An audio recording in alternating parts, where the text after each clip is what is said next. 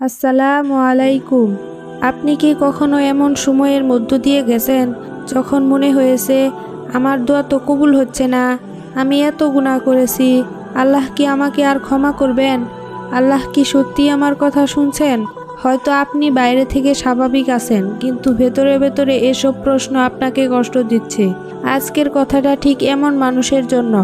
আজ আমরা জানব একটি সুন্দর হাদিস সম্পর্কে। হাদিসটির নাম হলো হাদিসে কুদসি।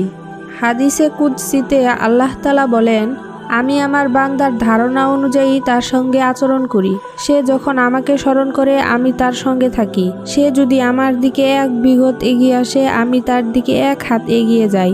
সে যদি আমার দিকে এক হাত এগিয়ে আসে আমি তার দিকে 2 হাত পরিমাণ এগিয়ে যাই।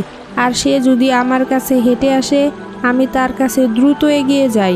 সহিহ মুসলিম 2675। এখন একটু সহজ করে বুঝি। আমি আমার বান্দার ধারণা অনুযায়ী তার সঙ্গে আচরণ করি। এর মানে কি? ধরুন আপনি জীবনে একটা কঠিন সমস্যার মধ্যে পড়ে গেলেন।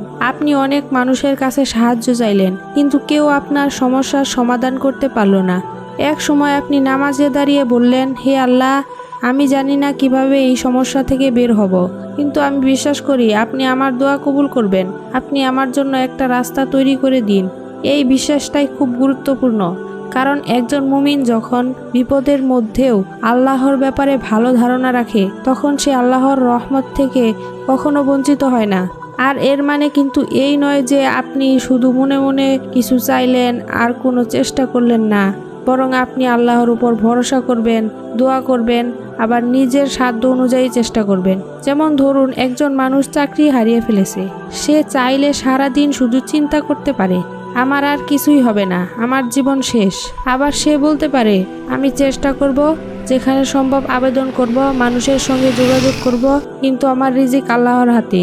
আল্লাহ চাইলে আমার জন্য এমন দরজা খুলে দিতে পারেন যেটার কথা আমি এখনো ভাবতেও পারছি না। দুইজনের পরিস্থিতি কিন্তু একই, কিন্তু একজন হতাশ হয়ে গেছে আর অন্যজন আল্লাহর উপর আশা রেখে চেষ্টা করছে। এটাই আল্লাহর প্রতি ভালো ধারণা রাখার একটি বাস্তব উদাহরণ।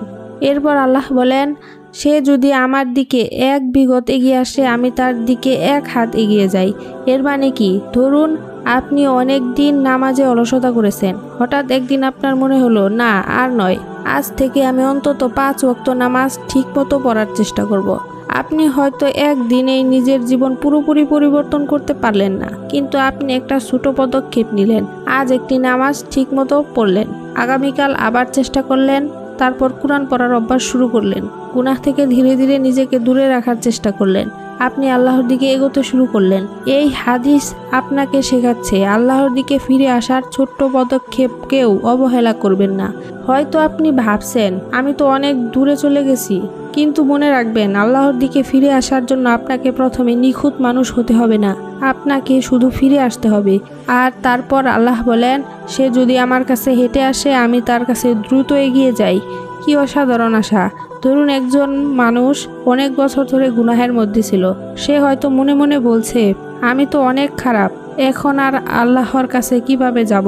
কিন্তু এক রাতে সে অন্ধকার ঘরে একা বসে চোখের পানি ফেলে বলল, হে আল্লাহ, আমি ভুল করেছি, আমি আপনার কাছ থেকে দূরে চলে গিয়েছিলাম, আমাকে ক্ষমা করুন, আমাকে আবার আপনার পথে ফিরিয়ে নিন।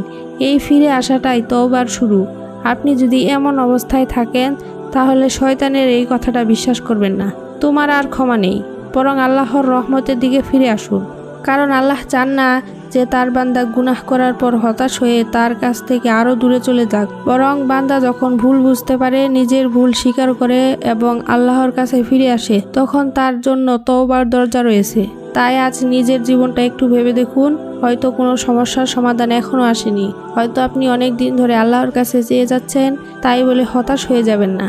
দোয়া করতে থাকুন, আল্লাহর উপর ভরসা রাখতে থাকুন, নিজের চেষ্টা চালিয়ে যান আর বারবার আল্লাহর দিকে ফিরে আসুন। কারণ কখনো কখনো আমরা শুধু ফলাফলটা দেখতে চাই, কিন্তু আল্লাহ আমাদের জন্য যে পথটা তৈরি করেছেন সেটা আমরা দেখতে পাই না। হয়তো আপনি যে দরজা বন্ধ দেখে কাঁদছেন, আল্লাহ সেই দরজার পেছনে আপনার জন্য আরও ভালো কিছু রেখেছেন। তাই আল্লাহর ব্যাপারে ভালো ধারণা রাখুন। আর মনে রাখবেন, আপনি আল্লাহর দিকে এক কদম এগিয়ে গেলে আল্লাহর রহমত আপনার দিকে কতটা এগিয়ে আসতে পারে এই হাদিস আমাদের সেটাই শেখায়। আল্লাহ আমাদের সবাইকে তার দিকে ফিরে আসার তৌফিক দান করুন। আমিন।